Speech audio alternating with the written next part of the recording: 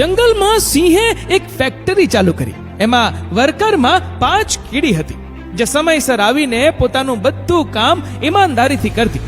સિંહનો business બરાબર ચાલતો હતો.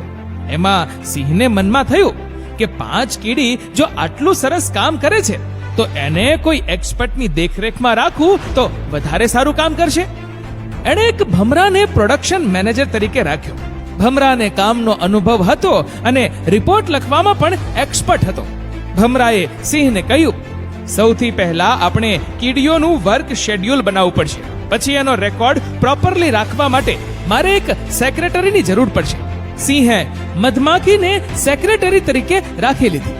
સિંહને મધમાખીનું કામ ગમ્યું અને કહ્યું, કીડીઓનું અત્યાર સુધીના કમ્પ્લીટ કાર્યનો રિપોર્ટ અને પ્રોગ્રેસ ગ્રાફ રજૂ કરો. મધમાખીએ કહ્યું, ઠીક છે. એના માટે મારે એક કોમ્પ્યુટર, લેસર પ્રિન્ટર અને પ્રોજેક્ટર જોઈએ છે. સિંહે એક કોમ્પ્યુટર ડિપાર્ટમેન્ટ જ બનાવી આપ્યો અને એના હેડ તરીકે બિલાડીની નિમણૂક કરી દીધી. હવે કીડીઓ કામને બદલે રિપોર્ટ પર વધારે ધ્યાન આપવા લાગી. એના લીધે એનું કામ, એનું પ્રોડક્શન ઓછું થવા લાગ્યું. સિંહને લાગ્યું કે હજી એક ટેકનિકલ એક્સપર્ટ રાખવો પડશે, જે બધા ઉપર દેખરેખ ને સલાહ આપી શકે. એટલે વાંદરાને એક્સપર્ટ તરીકે રાખી લીધો. હવે ફેક્ટરીમાં જે કામ સોંપવામાં આવતું તેમાં કીડીઓ ડર અને રિપોર્ટને લીધે પોતાનું કામ પૂરું ન કરી શકતી. ફેક્ટરી નુકસાનમાં ચાલવા લાગી. સિંહે એક નફા નુકસાનના માસ્ટર ડિગ્રી વાળા શિયાળને નુકસાનના કારણ માટે બોલાવ્યો.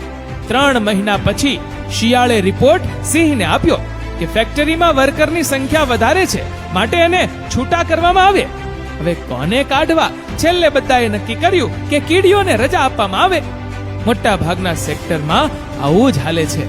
જે મહેનત ને ઈમાનદારીથી ને ઓછા પગારમાં કામ કરે છે ને એનું શોષણ કે હેરાનગતિ થાય છે, અને જે પાડા બેઠા બેઠા મોટા પગાર ખાય છે એ જલસા કરે છે.